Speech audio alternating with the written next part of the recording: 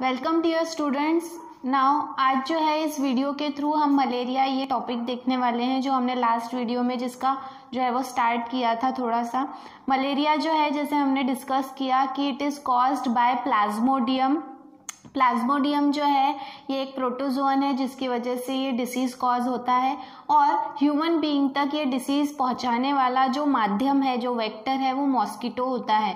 ठीक है, ये मॉस्किटो को ही क्यों चुनता है? क्योंकि जो भी प्लाज्मोडियम है इसका जो लाइफ साइकिल है it is halfly completed into mosquito and half completed into human. ठीक है, ह्यूमन जो है ये इसका डेफिनेटिव होस्ट कहलाता है क्योंकि फाइनल जो इसका लाइफ साइकिल का जो फाइनल स्टेज है वो ह्यूमन ब्लड जो है उसमें कैरी आउट होता है। उसको अपना पूरा लाइफ साइकिल कंप्लीट करने के लिए ह्यूमन ब्लड की ज़रूरत होती है, इसीलिए जो है ह्यूमन बीइंग इसे उसका डेफिनेटिव होस्ट कहा गया है। ठीक है, नाउ जो भी हमने देखा कि जो भी प्लाज्मोडियम है it is found in 4 different species. एक है प्लाज्मोडियम वाइवेक्स, दूसरा है प्लाज्मोडियम ओवेली, तीसरा है प्लाज्मोडियम मलेरी एंड चौथा है प्लाज्मोडियम फैल्सीपेरम, जिसमें से प्लाज्मोडियम फैल्सीपेरम ये सबसे ज़्यादा डेंजरस है। ठीक है ना, इसके बाद में आज जो है वो हमको देखना है साइंस एंड सिम्टम्स। अगर किसी पर्सन को मलेरिया होता है तो उसके बॉडी में आपको क्या क्या सिम्टम्स दिखाई देंगे। सबसे पहले जो है ये जो सिम्टम्स है ये कब अपीयर होंगे? तुरंत जो है वो मच्छर काटने के बाद में आपको मलेरिया का सिम्टम नहीं दिखाई देगा। It appears after 7 to 15 days.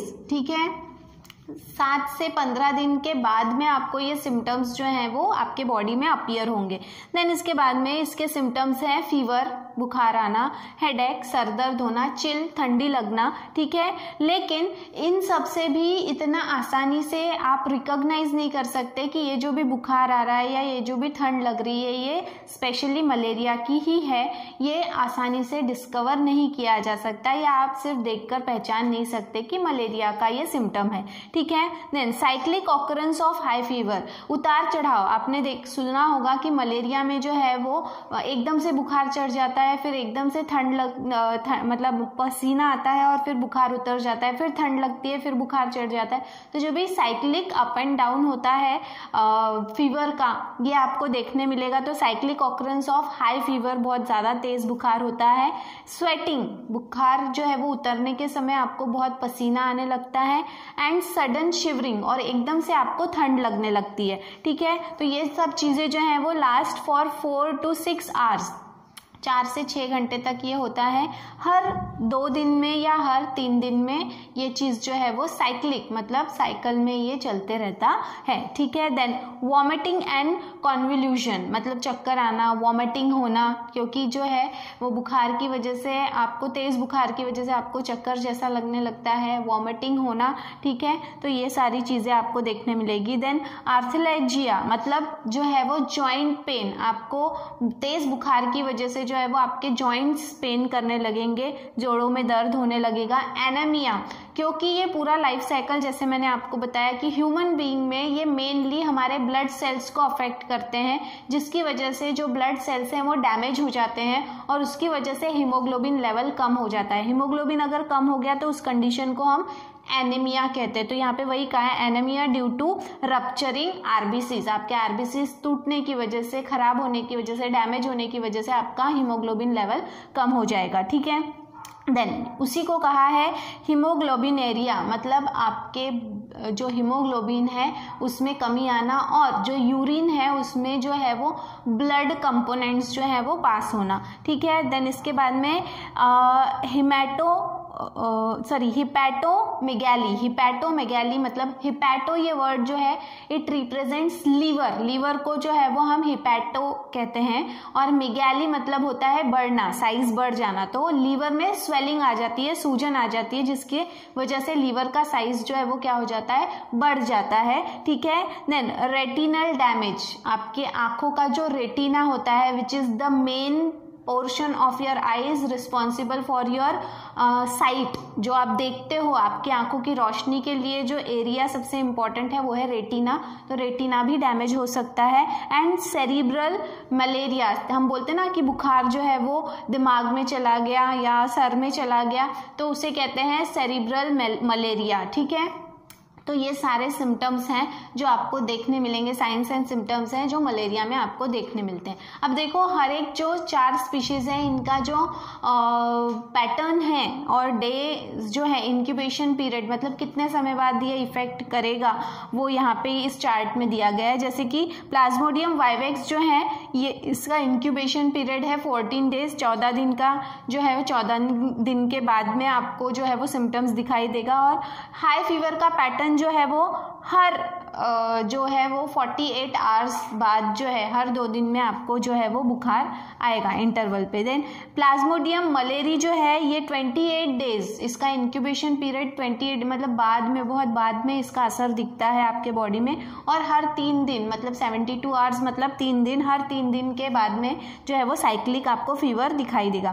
Then Plasmodium ओवेली जो है इसका 17 डेज का इंक्यूबेशन पीरियड है और ये हर 2 दिन में अगेन 48 आवर्स मतलब हर 2 दिन में आपको जो है वो साइक्लिक फीवर दिखाई देगा। Then plasmodium falciparum which is the dangerous one, ये 12 डेज का इसका इंक्यूबेशन पीरियड होता है और इरेगुलर इंटरवल कभी 22 घंटों से लेके तो 48 घंटे तक के जो है इसका जो पैटर्न है फीवर का वो क्या हो सकता है, वैरी कर सकता है थोड़े थोड़े समय में, इरेगुलर है, ठीक है, रेगुलर बेसिस पे नहीं आएगा, ये इरेगुलर होता है, ठीक है, जिसकी वजह से ये जल्दी पहचान में नहीं आता। तो so all these are the 4 species जिसकी वजह से मलेरिया ये डिसीज होता है। और उसका पैटर्न ऑफ फीवर कैसे आपको बुखार आएगा, कब कब बुखार आएगा, ये यहाँ पे इस चार्ट में दिया गया है। Now we have to understand the mode of transmission, कैसे जो है वो मलेरिया 2 अलग अलग होस्ट के द्वारा ह्यूमन बीइंग में मतलब 2 अलग अलग होस्ट हैं इसके और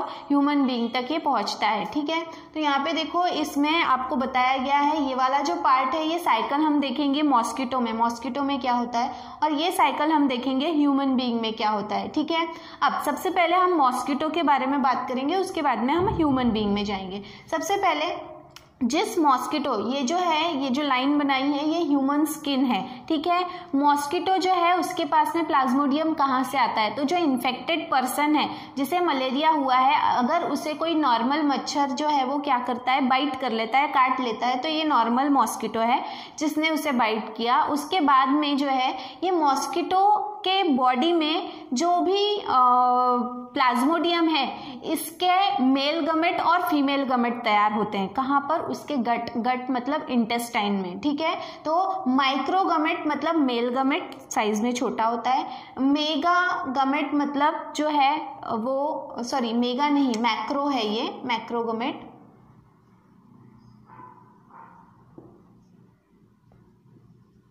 मैक्रोगमेट जो है ये फीमेल गमेट कहलाते हैं क्योंकि ये साइज में बड़े होते हैं, ठीक है। तो माइक्रोगमेट और मैक्रोगमेट जो है ये तैयार होते हैं, उसके बाद में दोनों का फ्यूजन होता है। मतलब यहाँ पे मॉस्किटो में ये जो हो रहा है ये क्या है, ये सेक्सुअल रिप्रोडक्शन हो रहा है, ठीक है। ये मॉस्किटो के अंदर क्या हो रहा है, सेक्सुअल रिप्रोडक्शन हो रहा है जिसमें मैक्रो और माइक्रोगमेट्स जो हैं वो आपस में मिक्स हो जाते हैं और जाइगोट तैयार करते हैं। ये जाइगोट जो है ये मिडगट मतलब जो भी इंटेस्टाइन है उसके सेंटर में चला जाता है और वहाँ पर जो है फिर ये जाइगोट क्या कहलाता है, उकाइनेट्स। इसका जब डेवलपमेंट होता है तो इट इज कॉल्ड एज उकाइनेट्स। उकाइनेट्स जो है और साइज में बढ़ते हैं विच आर कॉल्ड एज उसाइड्स, ठीक है। उसाइड्स जो है फिर ये फूटने लगते हैं, बर्स्ट होने लगते हैं। ये उसाइड्स जो हैं ये जब फूटने लगते हैं तो इसके अंदर से बहुत सारे छोटे छोटे हम बोल सकते हैं कि स्पोर्स निकलते हैं which are called as sporozoites, ठीक है। और ये स्पोरोजोइड्स जो हैं वो मॉस्किटो में तो होते ही हैं लेकिन यह कहाँ पर पहुंच जाते हैं, मॉस्किटो के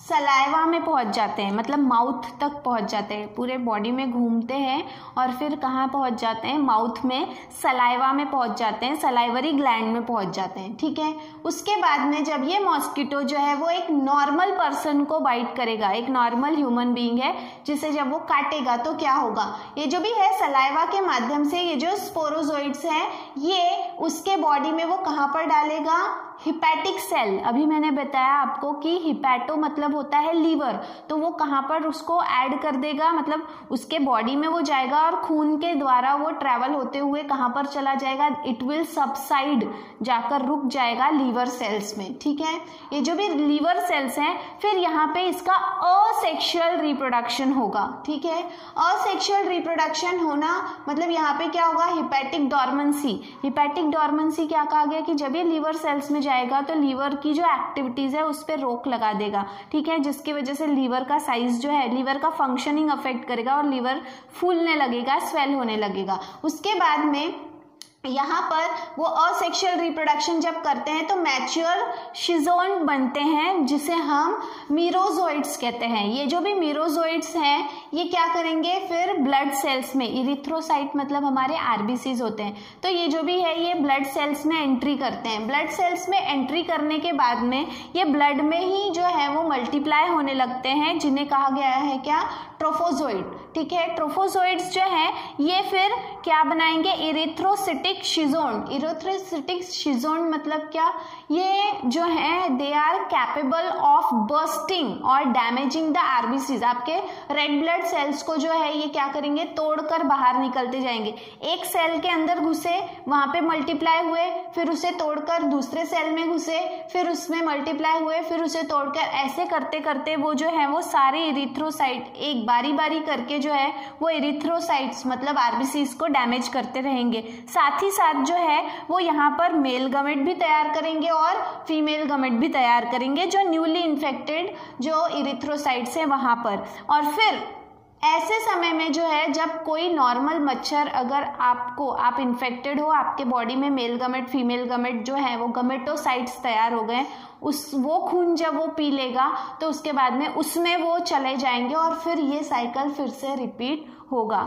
सो इस तरह से जो है वो आधा जो है sexual reproduction is carried out in mosquito, while the asexual reproduction is carried out in human being. ठीक है, अब यहाँ पर जब भी वो एक नए आरबीसी को डैमेज करेंगे, जब भी वो एक नए आरबीसी को अटैक करेंगे, तब आपको फीवर आएगा। ठीक है, इसी वजह से जब वो उसको डैमेज करके बाहर निकल जाते हैं तब फीवर जो है वो कम हो जाता है, बुखार उतर जाता है, और जब वो फिर से नए सेल में घुसेंगे आरबीसी के तो फिर से जो है वो फीवर बढ़ जाता है। इसी वजह से मलेरिया में जो बुखार है वो चढ़ता उतरता रहता है। So this is the mode of transmission. इस तरह से आपको अलग अलग स्टेजेस दिखाई देगी in the life cycle of Plasmodium which causes malaria. ठीक है, डायग्नोसिस एंड ट्रीटमेंट, कैसे पहचाना जाता है कि मलेरिया हुआ है और उसकी क्या ट्रीटमेंट है। सबसे पहले आपका ब्लड टेस्ट किया जाता है। आपने देखा होगा कि मलेरिया जो है वो पता करने के लिए आपका ब्लड स्मीयर टेस्ट किया जाता है। ठीक है, तो ये एक रैपिड डायग्नोस्टिक टेस्ट है जिसके द्वारा ये पता किया जा सकता है कि आपके ब्लड में मलेरियल पैरासाइट है या नहीं। ठीक है, नहीं ट्रीटमेंट जो है, ट्रीटमेंट में एक थेरेपी है जिसे कहा गया है क्या,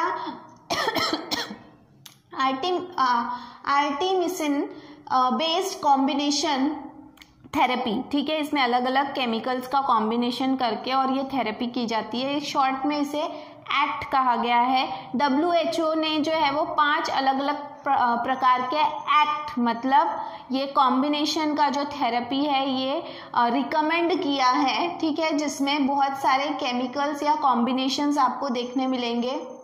एस्टोनेट, देन सल्फाडोक्सिन एंड प्राइमिथियामाइन, ये सभी जो हैं ये सारे ऐसे कॉम्बिनेशंस हैं जिसके द्वारा ये ट्रीटमेंट की जाती है। ठीक है, so the treatment of malaria is done by act. ठीक है, इसके बाद में प्रिवेंशन एंड कंट्रोल मेजर, कैसे हम मलेरिया से बच सकते हैं। सबसे पहले मलेरिया हम तक पहुंचने का जो माध्यम है वो है मॉस्किटो।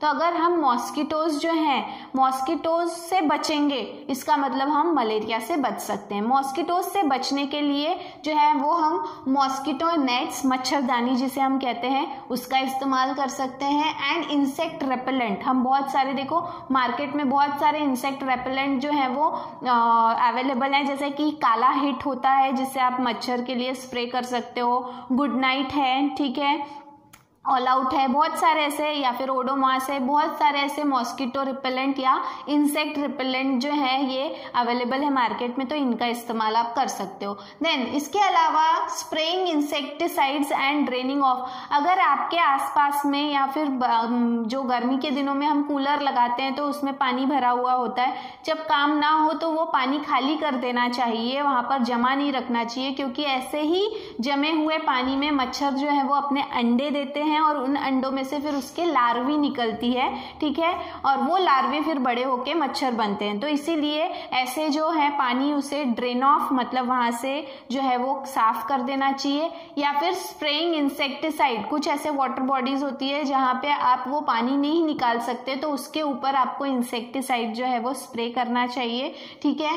देन इसके अलावा mosquito larvae can be control, अगर जहाँ पे छोटा पॉन्ड है या फिर कोई लेक है जहाँ पे आप ये नहीं कर सकते हो, तो वहाँ पर जो है वो मॉस्किटो लार्वी को कंट्रोल करने के लिए आप क्या कर सकते हो, तो एक फिश है, फ्रेश वाटर फिश है जिसका नाम है गैम्बोसिया, ठीक है। गैम्बोसिया ये जो फिश है ये मॉस्किटो लार्वा खाती है, ठीक है, मॉस्किटो का जो लार्वा होता है उसे खाती है, जिसकी वजह से नंबर ऑफ मॉस्किटो लार्वी कम हो सकते हैं, और लार्वी कम होगी तो मॉस्किटो के नंबर या उनकी पॉपुलेशन भी क्या की जा सकती है, कंट्रोल की जा सकती है। So in this way we can control the population of mosquito and also we can control at the same time the malaria which is caused because of the vector called mosquito। Mosquito की वजह से ये होने वाला जो रोग है इससे हम बच सकते हैं with the help of these control measures, ठीक है। सो इस तरह से हमने आज मलेरिया के बारे में देखा। मलेरिया ये जो डिसीज है ये किस किस वजह से कॉज होता है, उसके क्या सिम्टम्स होते हैं और इसे हम कैसे ट्रीट कर सकते हैं और उससे कैसे बचा जा सकता है। इसके बाद में in next video will be seeing our next disease. तब तक के लिए थैंक यू।